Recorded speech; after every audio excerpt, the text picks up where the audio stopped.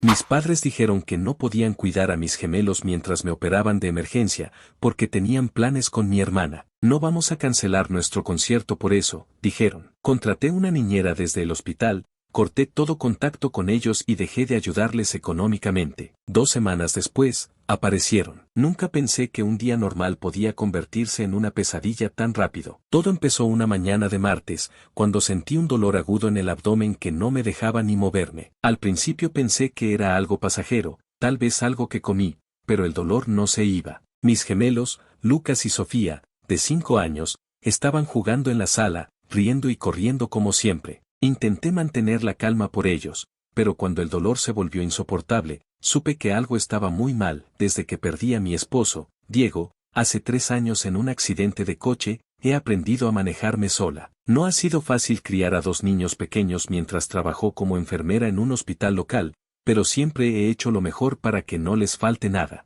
Mis padres viven a unas pocas calles de mi casa, y aunque nuestra relación no es perfecta, siempre pensé que podía contar con ellos en una emergencia. Ese día, mientras el dolor me hacía sudar frío, los llamé. Ma, necesito que vengan a cuidar a los niños. Algo no está bien, creo que tengo que ir al hospital, dije, tratando de sonar tranquila aunque por dentro estaba aterrada. Mi mamá, Clara, contestó con un tono que ya conocía demasiado bien, ese que usaba cuando algo la incomodaba. Ay, hija, justo hoy no podemos. Tenemos planes con tu hermana, vamos a un concierto esta noche. Llevamos meses esperando esto, no podemos cancelarlo así como así. Me quedé en silencio por un segundo, pensando que tal vez no había explicado bien la situación. Ma, no es un favor cualquiera, estoy muy mal, no puedo ni caminar derecho. Es una emergencia, pero mi mamá no se dio. Bueno, pero no es como si te estuvieras muriendo, ¿verdad? Llama a alguien más, una vecina o algo. Nosotros ya tenemos todo planeado con Laura. Laura, mi hermana menor, siempre ha sido la favorita de mis padres. No es algo que me guste admitir, pero es la verdad. Desde que éramos pequeñas, todo giraba alrededor de ella. Si Laura quería algo, mis padres movían cielo y tierra para dárselo. Yo, en cambio, siempre fui la que tenía que entender y arreglársela sola. Pero esto era diferente. No estaba pidiendo que cancelaran un café con amigos, estaba pidiendo ayuda para mis hijos mientras me enfrentaba a algo que podía ser grave. Ma, por favor, insistí, con la voz temblando. No tengo a nadie más. Los niños no pueden quedarse solos. Entonces escuche a mi papá, Roberto, al fondo. No vamos a cancelar nuestro concierto por esto. Llama a una niñera o algo, no seas dramática. Esas palabras se me clavaron como un cuchillo. No podía creer lo que estaba oyendo. Mis propios padres, los abuelos de mis hijos, estaban poniendo un concierto por encima de mi salud y de la seguridad de Lucas y Sofía. Colgué el teléfono sin decir nada más, porque si seguía hablando, iba a decir cosas de las que después me arrepentiría. El dolor seguía empeorando, así que llamé a una ambulancia. Mientras esperaba, me arrastré hasta la sala y les expliqué a los niños, con la voz más calmada que pude, que mamá tenía que ir al médico, pero que todo iba a estar bien. Sus caritas de preocupación me rompieron el corazón. No quería dejarlos, pero no tenía opción. En el hospital, los médicos me hicieron varias pruebas y descubrieron que tenía una apendicitis aguda. Necesitaba una cirugía de emergencia esa misma noche. Estaba sola, asustada, y lo único en lo que podía pensar era en mis hijos. Como no tenía a nadie más, usé mi teléfono desde la camilla para buscar una niñera. Encontré una agencia que ofrecía servicios de última hora, y después de una llamada rápida, conseguí que una mujer llamada Marta viniera a mi casa en menos de una hora. No la conocía, pero las reseñas de la agencia eran buenas, y no tenía otra opción. Mientras me preparaban para la cirugía,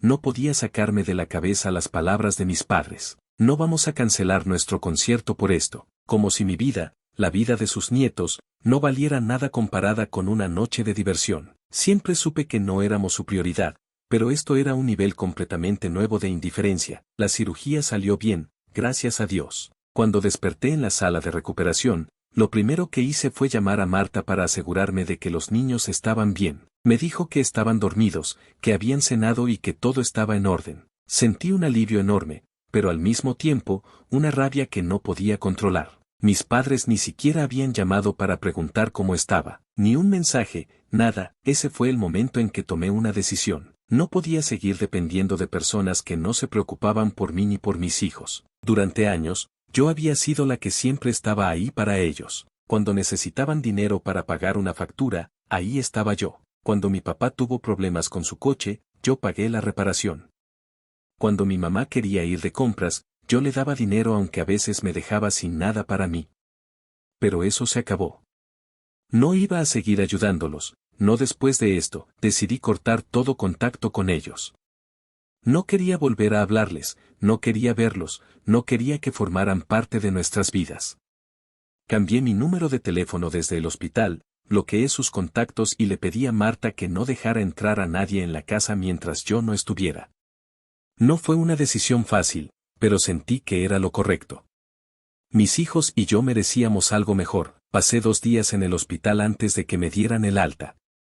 Cuando volví a casa, los niños corrieron a abrazarme, y por un momento, todo el dolor y la rabia desaparecieron. Marta había hecho un trabajo increíble cuidándolos, y le pagué el doble de lo que me pidió porque realmente lo merecía. Pero aunque estaba feliz de estar de vuelta con mis hijos, no podía sacarme de la cabeza lo que había pasado.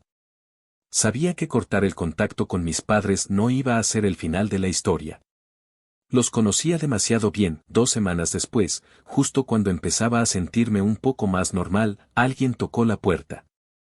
Miré por la ventana y ahí estaban, mis padres, parados en la entrada, con cara de que algo no estaba bien. No abrí la puerta de inmediato. Me quedé ahí, mirándolos, preguntándome qué demonios querían ahora. Una parte de mí quería ignorarlos, cerrar las cortinas y fingir que no estaba en casa. Pero otra parte, la que todavía recordaba cuando éramos una familia, me decía que al menos tenía que escuchar lo que tenían que decir. Abrí la puerta, pero no los invité a pasar. ¿Qué quieren?, pregunté, con un tono frío que ni yo misma reconocía. Mi mamá me miró con los ojos llorosos. Hija, por favor, tenemos que hablar.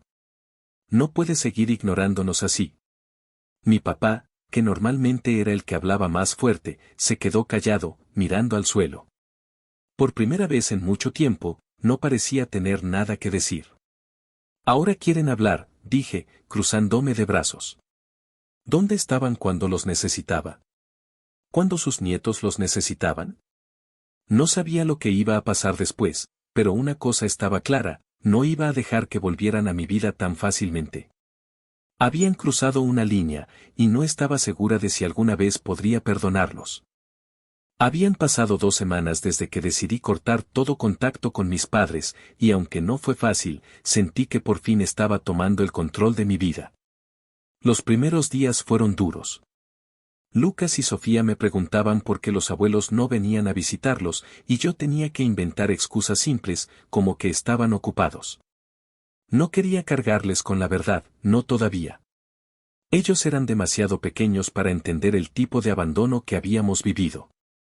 Pero en mi cabeza, todo estaba claro, mis padres habían elegido un concierto por encima de mi salud y de la seguridad de mis hijos, y eso no tenía perdón. Ese día, cuando tocaron la puerta y los vi parados allí, supe que no podía evitar la confrontación por mucho más tiempo.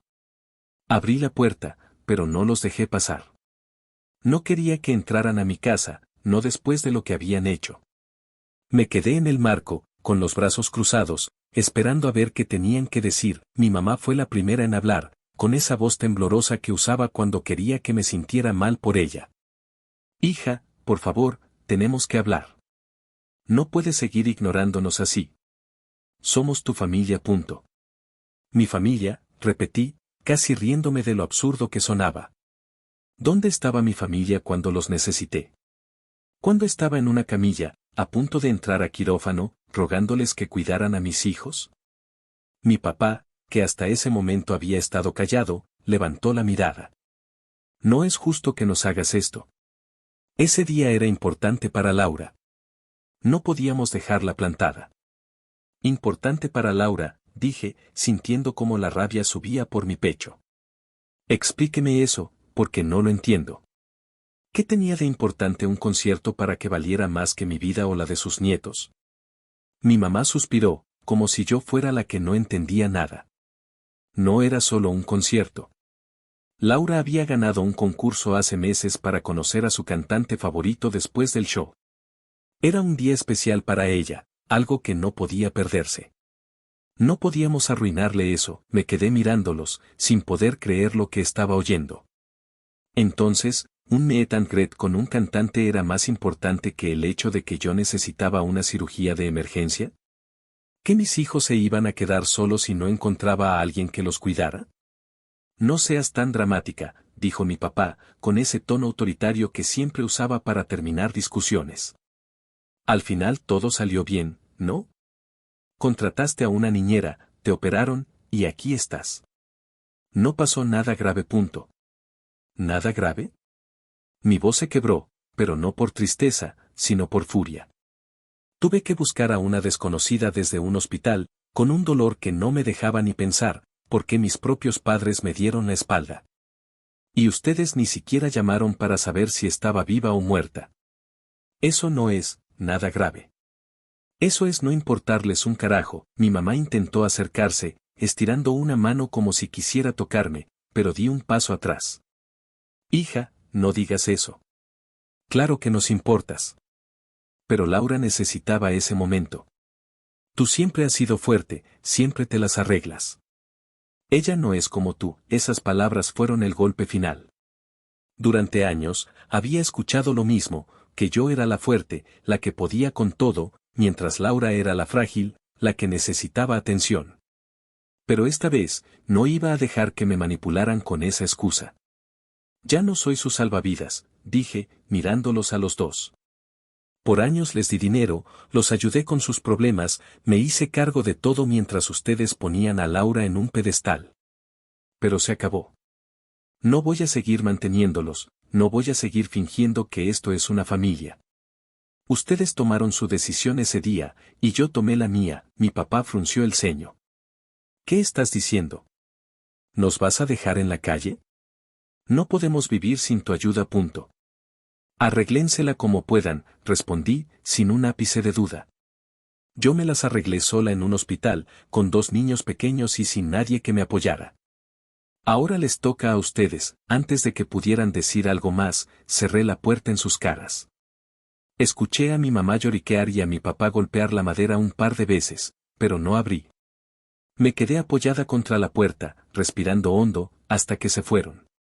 Por primera vez en mucho tiempo, sentí que estaba protegiendo lo que realmente importaba, mis hijos y mi paz. Una semana después, mi teléfono sonó con un número desconocido. No suelo contestar esas llamadas, pero algo me dijo que lo hiciera. Era Laura. Hola, hermanita, dijo, con ese tono sarcástico que siempre usaba cuando quería molestarme. ¿Qué pasa contigo? ¿Por qué estás siendo tan dramática con mamá y papá? No estoy siendo dramática, contesté, tratando de mantener la calma. Solo estoy viviendo mi vida sin ellos. Laura se rió, pero no era una risa amable. Sí, claro. Gracias a tu berrinche, ahora me obligaron a buscar un trabajo para pagar las cuentas de la casa. Yo, trabajando. ¿Te das cuenta de lo ridículo que es esto? Todo por tu culpa. Por un segundo, casi me sentí mal. Laura nunca había trabajado en su vida.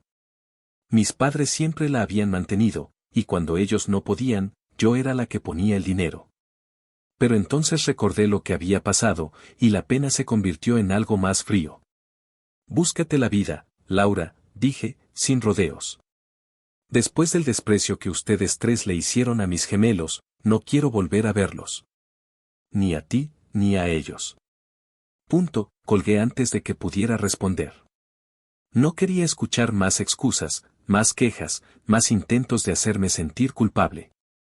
Ya había tenido suficiente. 2 días después, decidí salir con mi amiga Carla, una enfermera del hospital que siempre había estado ahí para mí. Necesitaba despejarme, hablar con alguien que no me juzgara. Fuimos a una cafetería pequeña cerca de mi casa, un lugar tranquilo donde podíamos sentarnos a tomar un café y charlar. Nos sentamos cerca de la ventana, y mientras mirábamos el menú, vi a una mesera acercarse.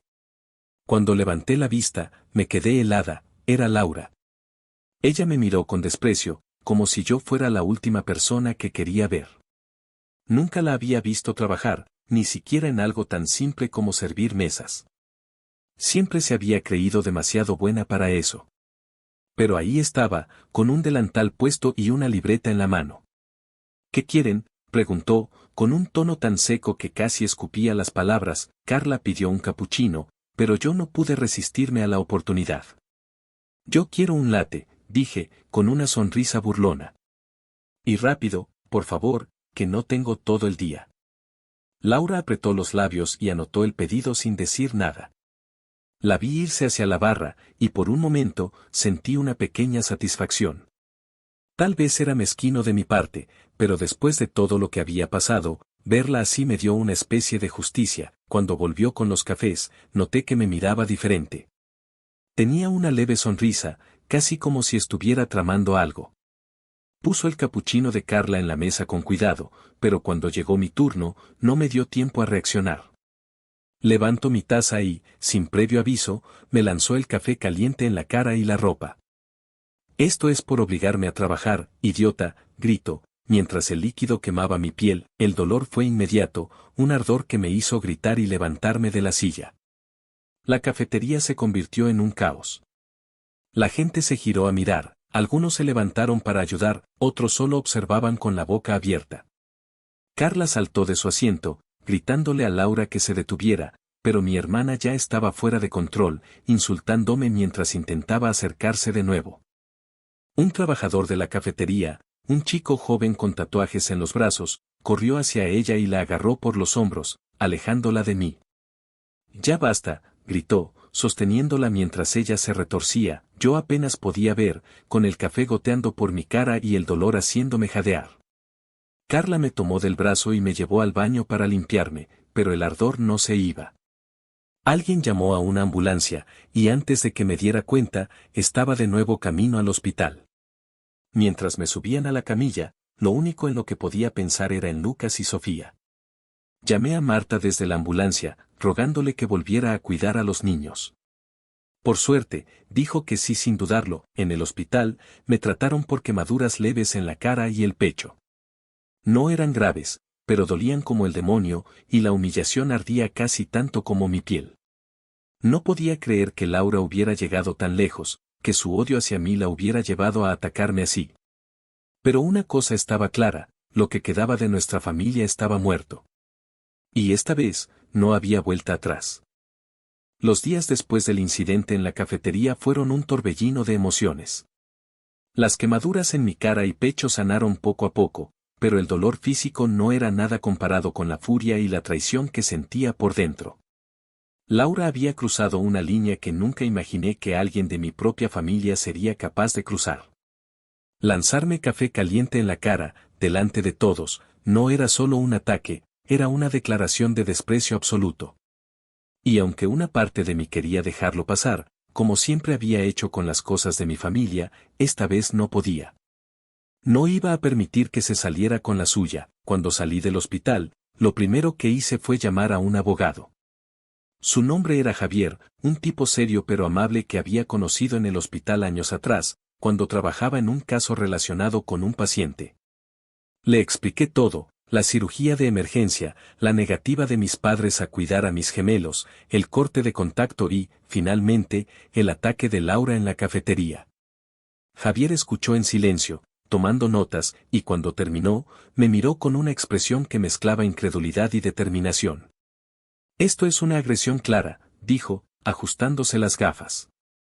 «Con testigos, las cámaras de seguridad de la cafetería y tu historial médico de las quemaduras, podemos presentar cargos por agresión y lesiones leves.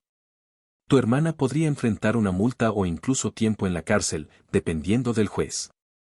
¿Estás segura de que quieres seguir adelante? No lo dude ni un segundo».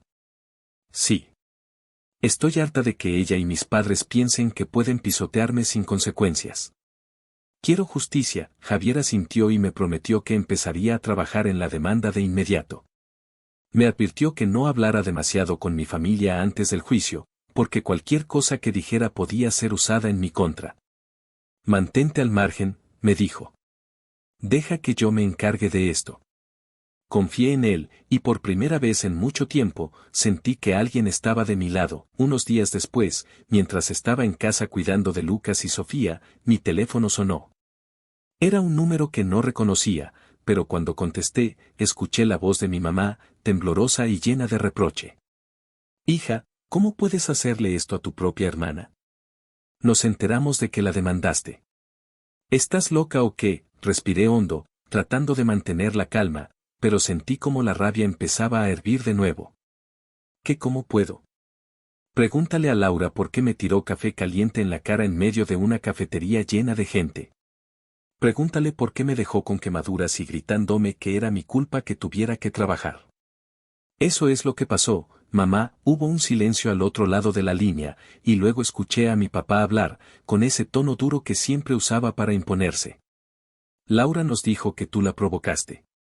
Que fuiste a esa cafetería a burlarte de ella, a humillarla porque tuvo que conseguir un trabajo. Ella solo se defendió, eso fue demasiado. Que yo la provoque, grité, perdiendo el control. Fui a tomar un café con una amiga, no tenía ni idea de que ella trabajaba ahí. Y cuando la vi, sí, tal vez hice un comentario sarcástico, pero eso no justifica que me atacara como loca. Ustedes siempre la defienden, siempre creen su versión, pero esta vez hay testigos, hay cámaras, hay pruebas. No van a poder tapar lo que hizo. Mi mamá intentó interrumpirme, con la voz quebrada. Pero es tu hermana, no puedes mandarla a la cárcel por esto. Somos familia, tienes que perdonarla. Punto. No, dije, cortante. Familia no significa dejar que me lastimen una y otra vez. Familia no significa abandonar a mis hijos cuando los necesito y luego atacarme por defenderme. Se acabó, mamá. No quiero escuchar más. Antes de que pudieran decir otra palabra, colgué el teléfono. Mi corazón latía con fuerza, y por un momento me sentí mal, como si hubiera sido demasiado dura.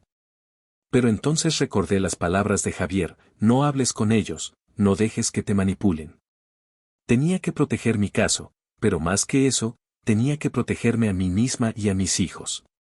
Bloqueé el número desde el que habían llamado y decidí que no contestaría más si volvían a intentar contactarme. El día del juicio llegó unas semanas después. Estaba nerviosa, pero Javier me había preparado bien. Me senté en la sala del tribunal, con Lucas y Sofía al cuidado de Marta en casa, y miré a Laura al otro lado de la sala. Ella estaba con un abogado de oficio, y mis padres estaban sentados detrás de ella, mirándome como si yo fuera la villana de esta historia. No me deje intimidar. Había demasiadas cosas en juego. El juicio fue rápido.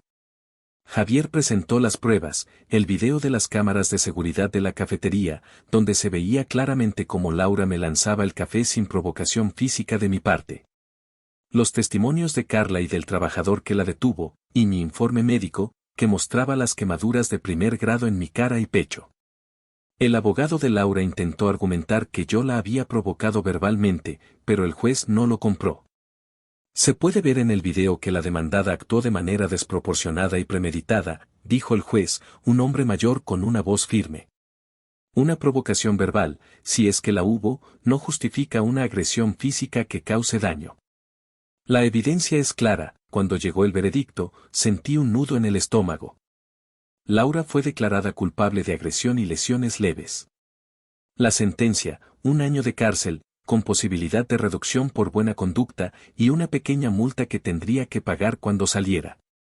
Ella se puso a llorar en el banquillo, y mis padres se levantaron, gritándole al juez que era injusto, que yo era la culpable de todo. Pero el juez dio un golpe con el martillo y lo silenció. Mientras salía del tribunal, sentí una mezcla extraña de emociones. Por un lado, estaba satisfecha.